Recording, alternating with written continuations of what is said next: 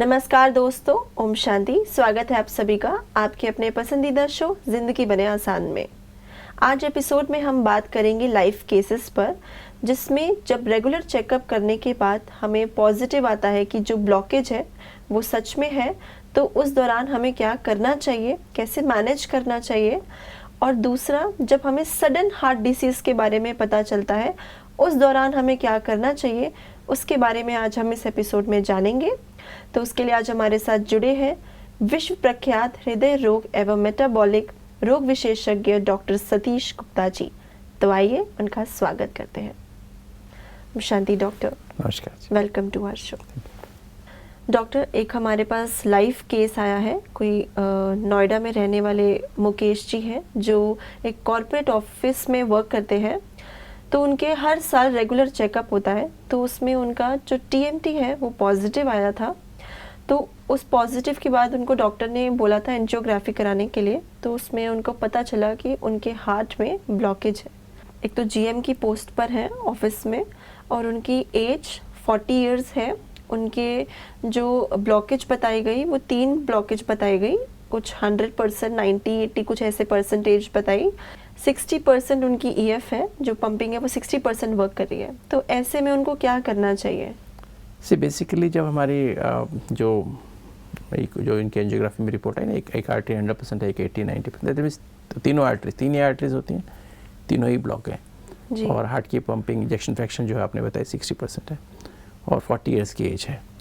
ना अगर उनको कोई सिम्टम नहीं है ना, कोई सिम्टम नहीं है, तकलीफ कहाँ पर है, ब्लॉक कहाँ पर है, तो इफ उसकी नेचर का पता लगना चाहिए। बिकॉज जीएम है तो definitely is in A responsible post ना, राइट। तो must be having lot of work pressure, time का प्रेशर, वर्क का प्रेशर होगा, परफेक्शन का प्रेशर होगा, एंजाइटी होगी, इरिटेशन नेचर कैसी है। जैसे मैंने आपको बताया ना, आपको थोड़ी देर पहले लास्ट एपिसोड में बताया, जो जल्दीबाजी करते हैं, गुस्सा करते हैं, एंजाइटी रखते हैं जी, या अपने मन की बातें शेयर नहीं करते हैं, उनको ज़्यादा, क्योंकि हर ब्लॉक के पीछे थॉट पैटर्न होते हैं। हर ब्लॉक बचपन से बच्चे का बचपन से बिहेवियर हमारा कैसा रहा है, कहाँ पे ब्लॉक होगा, ये हमारा थॉट पैटर्न, सोचने का ढंग डिसाइड करता है। हमने पिछले 28 साल में रिसर्च जो की आर्ट की, हमने इसको डॉक्यूमेंट किया है कि किस किस थॉट पैटर्न से एंजियोग्राफी देखते ही पता लग जाता है इसका थॉट पैटर्न, सोचने का ढंग क्या है। तो उस सोचने के ढंग को अगर हम परिवर्तन कर दें, पेशेंट को उसको कोई सिम्टम नहीं है, उन्होंने जैसे टीएमटी कराया, पॉजिटिव आया, एंजियोग्राफी कुछ सिम्टम नहीं था, कोई सिम्टम नहीं है उनको, कुछ तकलीफ तो है नहीं, चेकअप में पता चला, नॉर्मल वॉक कर रहे हैं, नॉर्मल सब कुछ कर रहे हैं। It is up to him. उसको बोलते हैं क्रॉनिक स्टेबल एंजाइना, मतलब वो उसको कोई सिम्टम नहीं है, सिर्फ टीएमटी किया तो पॉजिटिव निकला। Now this is choice, if you wants to undergo bypass surgery, normally ऐसे केस में हम लोग बाईपास सर्जरी बता सकते हैं कि you can get undergo bypass surgery. तो उसमें हम क्या करेंगे, जहाँ ब्लॉक है उसके आगे ग्राफ्ट हार्ट के अंदर से, हार्ट से ही लेंगे, अंदर से जो सबक्लेवियन आर्टरी की ग्राफ्ट ब्रांच होती है, इंटरनल मेमोरी आर्टरी, तो उसको हम वहाँ लगा देते हैं, ब्लॉक के आगे लगा देते हैं। या अपने हाथ से एक आर्टरी लेते हैं, रेडियल आर्टरी, यहाँ से जो लेफ्ट साइड की आर्टरी लेते हैं, वो फिर दूसरी जगह हम उसको वाई ग्राफ्ट बना करके लगा देते हैं। जो दूसरी आर्टरी 80% में 90% में, उसमें उसी को वहाँ से जोड़ करके, जो लीमा ग्राफ्ट से जोड़ करके, और उसको आगे वाई बन जाता है ना, एक ऐसे जा रही है, एक ऐसे वाई बन गया ना, तो उसमें हम लगा देते हैं, तो बाईपास हो गया। या फिर हम पैरों से भी वेन्स ले लेते हैं, सेफिनस वेन होती है, उनको ले करके फिर वो जहाँ ब्लॉक है ना उसके आगे जोड़ देते हैं जी। एक बड़ी नस और टैक से जोड़ के वहाँ जोड़ देते हैं। इसको बोलते हैं बाईपास। ब्लॉक वहीं रहता है, हमने ब्लॉक को बाईपास कर दिया है। तो जैसे ये जब बाईपास कराते हैं तो इससे क्या जो हार्ट है वो कमज़ोर नहीं होता? नहीं, कमज़ोर नहीं होता, बिल्कुल वैसे हमने ही क्या रहता कि हमने ब्लॉक को, हमने जो ब्लॉक था 100% या 90% या 80%, ब्लॉक वहीं है, हम इसको छोड़ रहे हैं। हमने सिर्फ उसको एक्स्ट्रा सप्लाई दे दी है। जहाँ ब्लड सप्लाई कम जा रही थी या नहीं जा रही थी, 100% के आगे ब्लड सप्लाई नहीं जा रही है, तो हमने एक आर्टरी को लेकर के हाथ से या पैर से उसके आगे जोड़ दिया, मतलब मेन आर्टरी से लेके जोड़ दिया। हमने उसको बाईपास, ब्लॉक को बाईपास कर दिया। बाईपास का मतलब है, यह जैसे रोड था ना, बाईपास एक मेन रोड है, अगर वो ट्रैफिक जाम है तो बाईपास से दूसरे रोड से आप जा सकते हैं, क्रॉस करके जा सकते हैं। तो इस तरह से इसको बोलते हैं bypass surgery, coronary artery bypass surgery. इसमें भी 2 तरह की होती हैं, एक तो मिनिमली इन्वेजिव होती है, स्पेशली फीमेल्स में। एक तो जो मेन जनरल बाईपास सर्जरी वो है कि हम छाती को बीच में से काटते हैं, स्टर्नम बोन होती है उसको काटा जाता है, फिर हार्ट को खोला जाता है। स्पेशली जो लेडीज़ होती हैं, जो फीमेल्स होती हैं, उनको जो ब्रेस्ट के नीचे से ना जो एक इंटरकॉस्टल स्पेस है उसमें से जाते हैं, और उसको वहाँ काट करके उसके हम जा करके उसमें हम लोग उसके द्वारा मशीन जो रोबोटिक्स हो रहा है, रोबोटिक ऐसे मशीन्स अवेलेबल हैं, ऑक्टोपस होता है, उसको हम स्ट्रेच कर देते हैं ऊपर नीचे, और फिर हार्ट को हम सामने से हार्ट आता है उसको हम सेम चीज़ वहाँ से भी कर सकते हैं। छोटा सा इंसिजन होता है, उसको मिनिमली इन्वेजिव हार्ट सर्जरी कहते हैं, राइट। लेकिन ये जो सर्जरी आप कट करके करते हैं तो इससे क्या लेडीज़ को लाइक पोस्ट इफेक्ट नहीं होता कोई? नहीं, पोस्ट इफेक्ट नहीं होता, हमने यहाँ कर दिया ना, नीचे कर दिया, दिखाई भी नहीं देंगे ना, स्टिचेज नज़र नहीं आएंगे ना। क्या वो सेंसिटिव नहीं हो जाते उसके बाद? नहीं, सेंसिटिव कुछ नहीं होता। ओके। पर वो मतलब ये जो सामने वाली सर्जरी थोड़ा अच्छी तरह से हम प्रॉपर ओपन करके पूरी चेस्ट को खोल के कर सकते हैं ना, उसमें हमें थोड़ा सा स्पेस कम मिलता है, पर उसमें भी कर लेते हैं, आजकल एक्सपर्टीज उसमें आई है। तो ये बाईपास सर्जरी हो गई। दूसरी ऑप्शन है कि 100% को तो हम, क्योंकि पुराना ब्लॉक होगा तो कैल्सीफाइड ब्लॉक होगा, उसको हम नहीं छेड़ेंगे, और 80 और 90% को हम स्टेंट लगा सकते हैं, स्टेंटिंग दोनों भी कर सकते हैं। और वैसे नॉर्मली स्पीकिंग हमने देखने में स्टडीज़ में आया है कि अगर हमारा पेशेंट स्टेबल है, क्रोनिक स्टेबल एंजाइना, प्रॉब्लम नहीं है, he doesn't have any symptoms, there is no use doing bypass surgery और एंजियोप्लास्टी स्टेंट लगाने से। उसमें कोई रिलायबल मतलब कोई बेनिफिट पेशेंट को नहीं होता है पर से। अगर पेशेंट उस दिन से लाइफस्टाइल बदल दे, जिसको बताया जाए कि आपका इस सोच में यहाँ आप चेंज करें, आप टाइप पे बिहेवियर को चेंज करें, एंजाइटी चेंज करें, एंगर कम करें या ख़त्म करें, तो मेडिटेशन के द्वारा अपने आप को ठीक कर सकते हैं। ये देखने में हमने जो पिछले 28 साल में किया, राजयोगा मेडिटेशन से आप जो ब्रह्मा कुमारी में राजयोगा मेडिटेशन सिखाते हैं, उसको प्रॉपर ढंग से आप चेंज करें, आप रोल कॉन्शियस की बजाय, क्योंकि जहाँ भी जल्दी चिंता गुस्सा क्यों होता है, बिकॉज ऑफ रोल कॉन्शियसनेस। मैं GM हूँ, मैं तुम्हारा बॉस हूँ, मैं तुम्हारी माँ हूँ, मैं तुम्हारा बाप हूँ, मैंने जैसे कहा तुम वैसे करो, नहीं करो तो गुस्सा करते हैं, और फिर फीलिंग भी आती है कि मैंने इसके लिए इतना किया, मेरे को फीलिंग आई है, मैं अपनी बात शेयर नहीं कर पाऊँगा, राइट। तो जो भी सारी इमोशंस होती है ना, वो इमोशंस, रॉन्ग इमोशंस अपने अंदर आ रही हैं, और वो हमारे हार्ट के ब्लॉकेज को तेज़ी से बढ़ा रही हैं, और जो ऐसे ब्लॉकेज जो बढ़ते जाते हैं, और फिर वो अचानक से हमें TMT, हमें कोई सिम्टम नहीं थे, TMT कराया तो पता लगा, और एंजियोग्राफी तो पता लगा जी। तो इनको हम रिवर्स भी कर सकते हैं। साथ साथ हम खान पान को ठीक करें, low fat, high fibre, vegetarian, balance diet खाएं, संतुलित भोजन। ये नहीं खाली फ्रूट्स खा रहे हैं, खाली सलाद खा रहे हैं, ऐसा नहीं। You have to have a balance diet, protein भी होनी चाहिए, कार्बोहाइड्रेट भी होना चाहिए, फैट भी होना चाहिए प्रॉपर अमाउंट में, ज़्यादा मात्रा में फाइबर हमें चाहिए होता है, विटामिन भी चाहिए, पानी भी ठीक अमाउंट में चाहिए, मिनरल्स भी सब ठीक, मतलब बैलेंस डाइट, उसका structure diet as per your biological clock. तो जैसे सच में आपने बताया कि पॉजिटिव माइंडसेट और मेडिटेशन हार्ट और प्रॉपर डाइट, प्रॉपर एक्सरसाइज, समय पर सोना, समय पर उठना, हमारी जो बायोलॉजिकल क्लॉक अंदर है, घड़ी जो है, सोने का टाइम है, उसमें समय पर 10 बजे सो जाना, 10 बजे तक सो जाओ, और ब्रह्म मुहूर्त में उठो, अर्ली मॉर्निंग उठो, 4 बजे उठ के आधा घंटा मेडिटेशन करो, और then throughout the day you maintain that soul consciousness instead of role consciousness ना। क्योंकि जब हम सोल कॉन्शियस होते हैं, हमारे अंदर अपने आप ही पीस आती। Peace means being in the present, love means accepting people as they are. हर आदमी के घर में या कहीं भी कार्य स्थान पर लोग आते हैं कनेक्शन में, और सबका बिहेवियर अलग अलग होता है, राइट। हर का सबका संस्कार अलग अलग होते हैं, चाहे मेरे परिवार में हो या बाहर में हो, ऑफिस में हो, तो उनको we have to accept them as they are. अगर हम एक्सेप्ट नहीं करते तो इरिटेशन होगी, गुस्सा आएगा, एंजाइटी होगी, बिकॉज उनसे वर्क जो हमारी जो क्योंकि काम तो उनके साथ ही मिलकर करना है, अकेले तो नहीं कर सकते, तो हमें उसके साथ we have to accept them and care for them, that is love, right. गुस्सा, हार्ट अटैक क्यों आता है? Because we stop accepting people. I can not work with this person, I can not manage this person, right. फिर गुस्सा भी आता है, frustration भी होती है, डिप्रेशन भी होती है इसी कारण से ना। ये जो मेन चीज़ है ना यहाँ पर, ये जो है इसको समझना बहुत आवश्यक होता है। तो लव इसे कहते हैं, हार्ट का कनेक्शन किससे दिखाते हैं? दो व्यक्ति के बीच में प्यार दिखाते हैं, क्या दिखाते हैं बीच में? हार्ट दिखाते हैं। कभी ब्रेन दिखाते हैं क्या? नहीं। ये किडनी दिखाते हैं, लीवर दिखाते हैं, हार्ट क्या दिखाते हैं? मगर लव का बहुत गहरा कनेक्शन है। लव का मतलब कोई फिजिकल लव की बात नहीं है, दैट मीन्स एक्सेप्टिंग।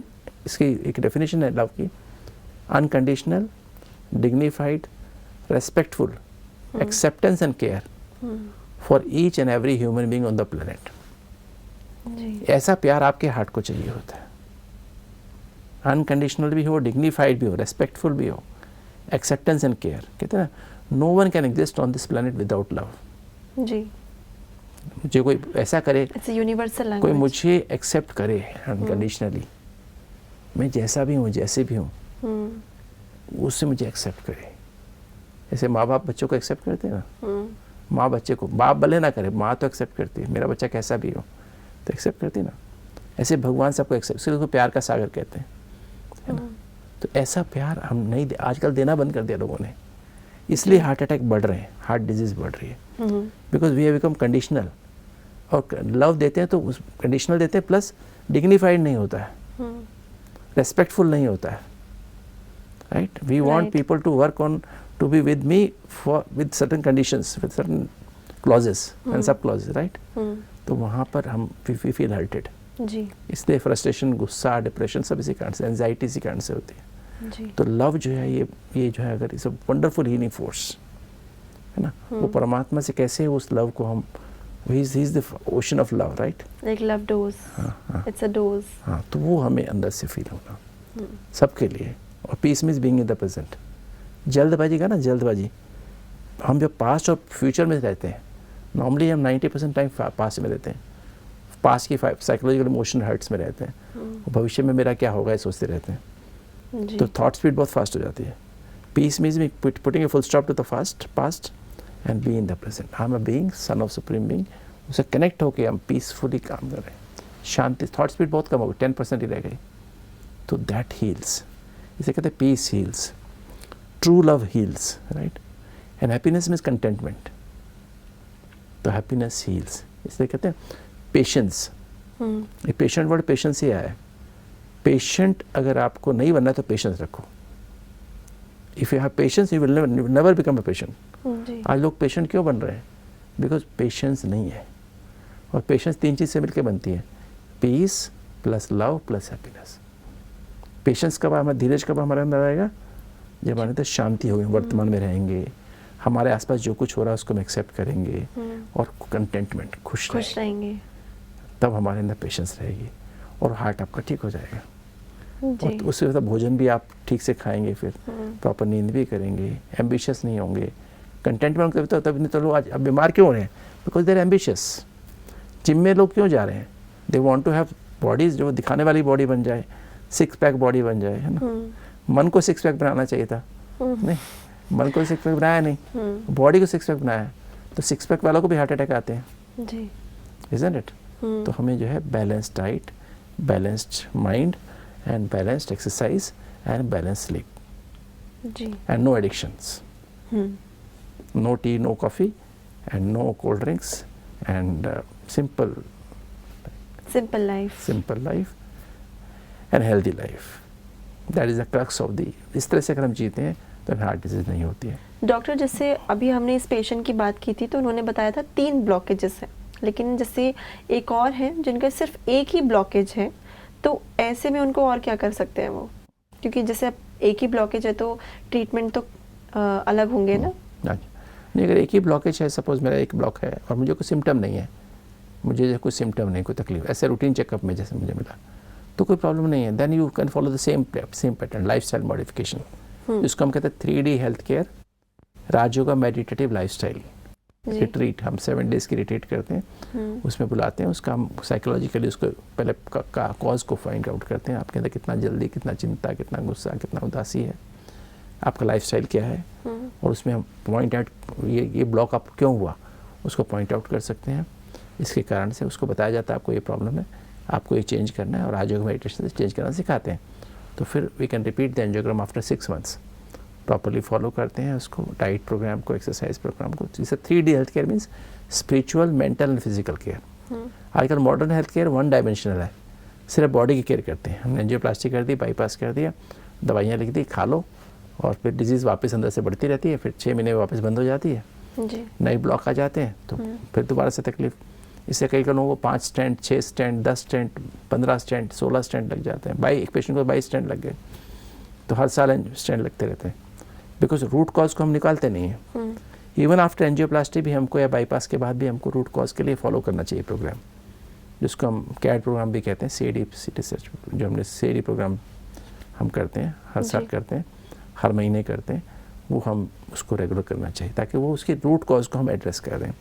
और अगर सपोज उसको लगता है कि नहीं तो फिर एंजियोप्लास्टी स्टेंट लगवा सकते हैं, पर स्टेंट लगवाने के बाद भी फिर वो इस प्रोग्राम को फॉलो करे, ताकि भविष्य में ब्लॉकेज ना आए। तो स्टेंट और बाईपास में क्या अंतर है? मैंने बताया स्टैंड में तो हम लोग क्या करते हैं, यहाँ से जाएंगे तो रेल आर्टरी जो हाथ है ना, यहाँ से जाएंगे, एक कैथेटर डालते हैं और कैथेटर जाके हार्ट में डाल करके उसके ऊपर एक बैलून, उसके थ्रू एक बैलून डालते हैं और बैलून के जहाँ ब्लॉक है ना, पहले उसको बैलून से इन्फ्लेट करते हैं और फिर बैलून के ऊपर एक स्टेंट होता है, फिर स्टेंट अंदर छोड़ देते हैं वहीं पे, उस जहाँ पे ब्लॉक है वो स्टेंट को वहाँ छोड़ के वापस इन्फ्लेट करके वापस बाहर आ जाते हैं। तो आर्टरी जहाँ हमने वो था, कोलेस्ट्रॉल को हम साइड में दबा देते हैं, जैसे हमारी 90% ब्लॉक है, तो हमने कोलेस्ट्रॉल को क्या किया, हमने पहले इसको बैलून से कॉम्प्रेस कर दिया और फिर वहाँ स्टेंट अंदर छोड़ दिया।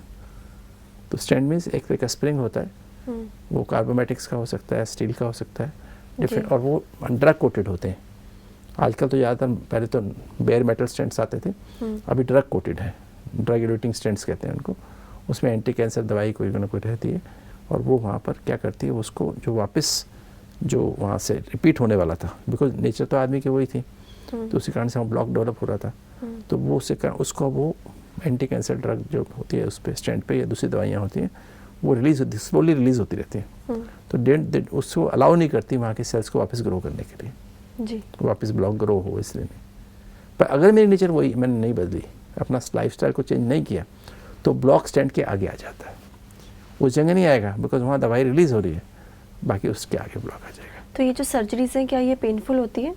देखिए, जब हम बाईपास करते हैं, बाईपास के मैं 2 टेक्निक बताई, एक तो कन्वेंशनल बाईपास सर्जरी जो स्टर्नम को ओपन करते हैं हम, जी, बीच में से काट के करते हैं और उसमें से फिर स्टील के वायर से हम उसको स्टिच करते हैं, अंदर तो हार्ट की जो स्टिचिंग तो होती है अलग होती है, पर बाहर से करते हैं, तो इससे मतलब it takes time to heal, 2 हफ्ते 4 हफ्ते डिपेंडिंग ऑन डायबिटीज़ है कि नहीं। फिर यहाँ लेफ़्ट साइड में जो करते हैं इंटरकोस्टल स्पेस में, उसमें भी 10 दिन तो लग ही जाते हैं हील होने में, और उसके बाद भी पेन तो रहती हैं, थोड़ी पेन रहती है, ड्रेन डाली जाती हैं, वो सब it takes time depending on आपको डायबिटीज़ है कि नहीं, आपकी हीलिंग पावर कैसी है, हर एक की अलग अलग होती है ना, आप कितने स्ट्रॉन्ग विल पावर वाले हैं।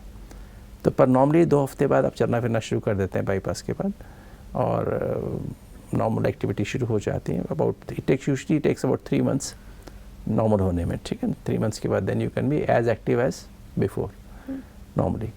और एंजियोप्लास्टी तो आप करा करके, अगर सपोज आपने ऐसे कन्वेंशनल एंजियो आपने कराई है, आपको हार्ट अटैक नहीं आया था आपने, तो then next day you can be mobile, same day भी आप एंजियोप्लास्टी करा के same day you can be mobile, चल फिर सकते हैं। और अगर आपको हार्ट अटैक आया देन डेफिनेटली आप हार्ट अटैक में इमीडिएटली बाद आपने एंजियोप्लास्टी कराई है, तो फिर देन तो हार्ट को डैमेज हुआ, उसके लिए आपको 4 हफ्ता है 6 हफ्ता, depending on how much damage was there, 2 weeks 4 weeks rest करना पड़ता है।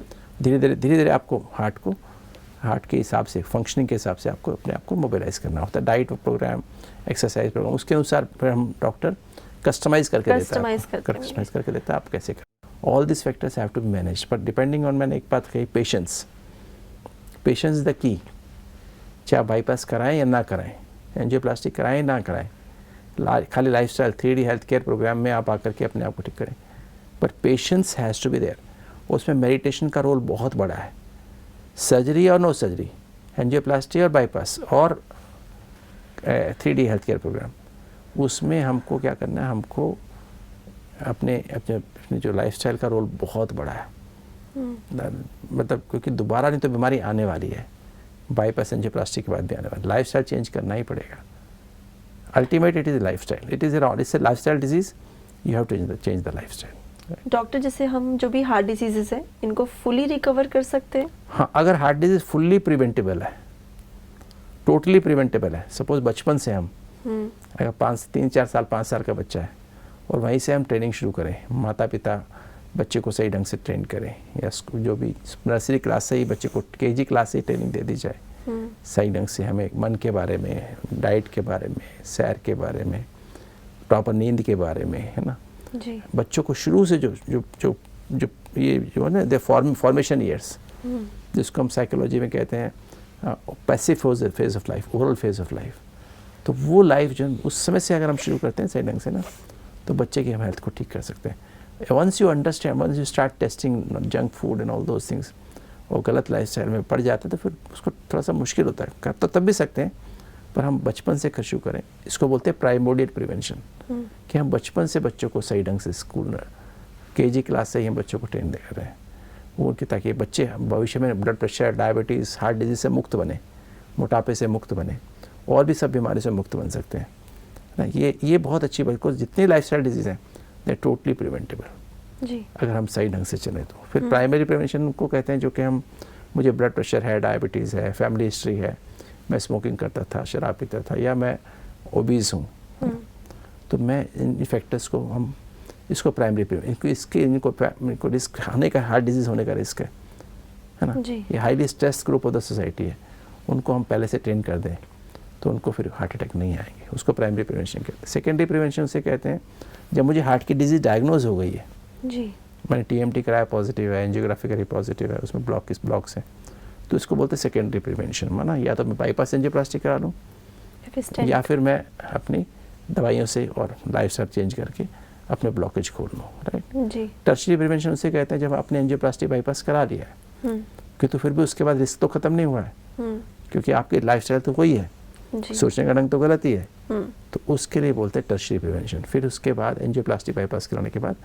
फिर भी आप 3D हेल्थ केयर प्रोग्राम में आए, तो ताकि वो जो फैक्टर्स हैं, ताकि दोबारा जीवन में कभी आपको बाईपास एंजियोप्लास्टी ना कराना पड़े। नहीं तो 2-2, 3-3 बार बाईपास कराते हैं, 10-10, 15-15, 20-20 बार भी एंजियोप्लास्टी करानी पड़ती है, उसके बाद भी ठीक नहीं होते हैं। जी, आपने बहुत अच्छा बताया। आपने जो मुकेश जी के लिए आपने बताया कि किस तरीके से वो सारी सही से ट्रीटमेंट लेकर के पॉजिटिव माइंडसेट के साथ, मेडिटेशन के साथ, अनकंडीशनल लव को फील करते हुए अपनी हार्ट को हील कर सकते हैं। और आपने जो एक ब्लॉकेज वाले जो हमारे पेशेंट थे उनके लिए भी आपने जो भी ट्रीटमेंट बताया, आई होप उनको भी बहुत लाभदायक होगा।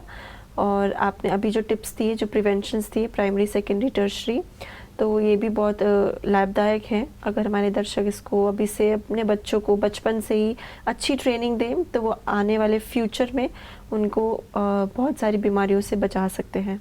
आज के एपिसोड के लिए आपका बहुत बहुत शुक्रिया। Thank you. तो दोस्तों, आज के एपिसोड में सबसे अच्छी बात तो ये लगी कि किस तरह अगर हम बचपन से ही छोटे छोटे बच्चों को अच्छी लाइफस्टाइल दें, अच्छी चीज़ें सिखाएं, पॉजिटिव रहना सिखाएं, मेडिटेशन सिखाएं, तो उनको आने वाली बीमारियों से हम बचा सकते हैं। और उन्होंने, डॉक्टर जी ने जो हमें लाइफ केसेस के जो पेशेंट्स थे उनके लिए जो भी बताया कि कैसे ब्लॉकेजेस के लिए कौन से टेस्ट कराने चाहिए, अगर टीएमटी पॉजिटिव है, और अगर सिंगल ब्लॉकेज है उसके लिए क्या क्या कराना चाहिए, तो वो भी बहुत लाभदायक है। आई होप आप सभी को इससे लाभ मिलेगा। और आप अगर आसपास किसी को जानते हैं जो इस चीज़ से गुज़र रहे हों तो उनको भी आप शेयर कर सकते हैं। जुड़े रहिए आपके अपने पसंदीदा शो ज़िंदगी बने आसान में। ओम शांति।